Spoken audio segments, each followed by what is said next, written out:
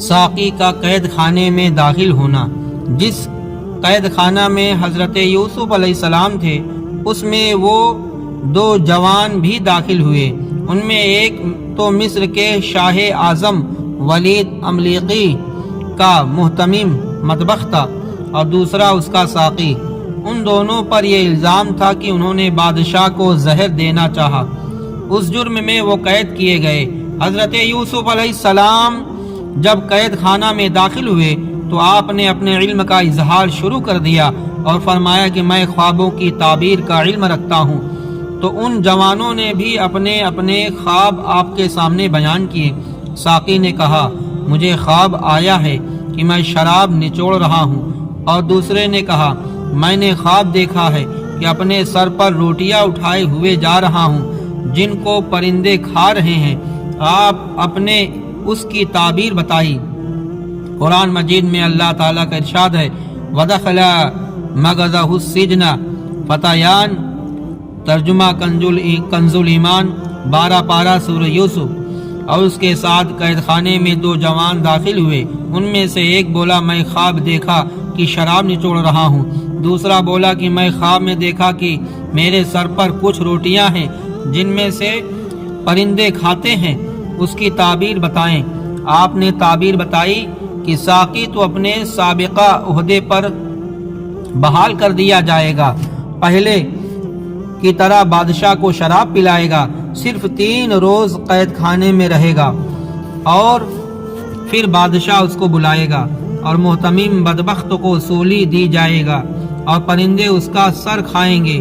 حضرت ابن مسعود رضی اللہ تعالی عنہ نے فرمایا کہ تعبیر سن کر ان دونوں نے حضرت یوسف سے کہا خوب خواب ہم نے کچھ نہیں بھی دیکھا، ہم تو ہنسی کر رہے تھے۔ حضرت یوسف علیہ السلام نے فرمایا میں نے جو کہہ دیا یہ ضرور واقع ہوگا، تم نے خواب دیکھا ہو یا نہ دیکھا ہو۔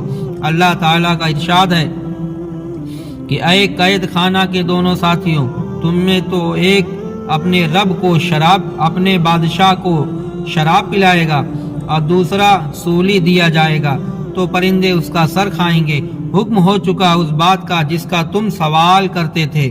چنانچہ تھوڑے عرصے کے بعد سپاہی آئے اور محتمم مطبخ کو لے جا کر سولی دی۔ اور ذرا غور کیجئے، جو شخص ریان کے امر کی مخالفت کرتا ہے اسے سولی پر چڑھایا جاتا ہے، اس شخص کا حال کیا ہوگا جو اپنے دیان کے امر کی مخالفت کرتا ہے۔ القصہ 3 دن کے بعد بادشاہ کا الچی جمعرات کے روز آیا اور قید خانے سے ساقی کو نکال لے گیا، لباس خلقت پہنایا اور بہت احترام و اکرام کیا۔ جاتے وقت حضرت یوسف نے ساقی کو فرمایا بادشاہ کو میرا حال بیان کرنا کہ قید خانے میں ایک مظلوم بے گناہ قید ہے اور اس کی قید کو ایک زمانہ گزر چکا ہے۔ اللہ تعالیٰ فرماتا ہے یوسف نے ان دونوں میں سے جسے بچتا سمجھا اس سے کہا اپنے رب یعنی اپنے بادشاہ سے میرا ذکر کرنا۔ ادھر آپ نے یہ کلمات کہے، ادھر پہاڑوں میں زلزلہ آ گیا، فرشتوں میں شور برپا ہو گیا۔ حضرت جبریل نے آ کر کہا اللہ تعالیٰ فرماتا ہے یعقوب کے دل میں تمہاری محبت کس نے ڈالی؟ فرمایا میرے پروردگار نے۔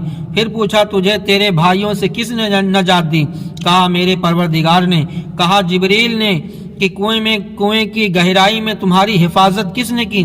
فرمایا میرے رب نے۔ پھر جبریل نے کہا کس نے زلیخا کو آپ کا عاشق بنایا؟ تو کہا میرے رب نے۔ پھر زلیخا کے ہاتھ سے کس نے بچایا؟ فرمایا میرے رب نے۔ جبریل نے کہا اے یوسف جب اللہ تعالیٰ اتنے احسان تجھ پر کیے تو اب تو نے اپنے رب میں کون سی عاجزی دیکھی کہ غیر سے مدد کا طلبگار ہوا؟ اے یوسف تیرے جد امجد حضرت ابراہیم نے ناری نمرود کے وقت جبریل سے مدد حاصل نہ کی جبکہ اس کے پاس آ کر کہا تھا کیا کوئی حاجت ہے؟ تو فرمایا حاجت تو ہے لیکن تیری طرف نہیں۔ تیرے جد امجد حضرت اسماعیل علیہ السلام نے قربانی کے وقت حضرت ابراہیم سے جو ان کا باپ تھا مدد طلب نہیں کی بلکہ فرمایا کہ سنتے ہی فرمایا مجھے صابر پاؤ گے، انشاءاللہ تم قید خانے میں صبر نہ کر سکے۔ بادشاہ ریان سے مدد طلب کر لی۔ یہ سنتے ہی حضرت یوسف علیہ السلام سجدے میں گر پڑے، 40 دن گریہ زاری کرتے رہے، معافی مانگنی شروع کر دی۔ الہی میرے جد امجد ابراہیم، حضرت اسماعیل، حضرت اسحاق، حضرت یعقوب کے صدقے میں مجھے معاف کر دے۔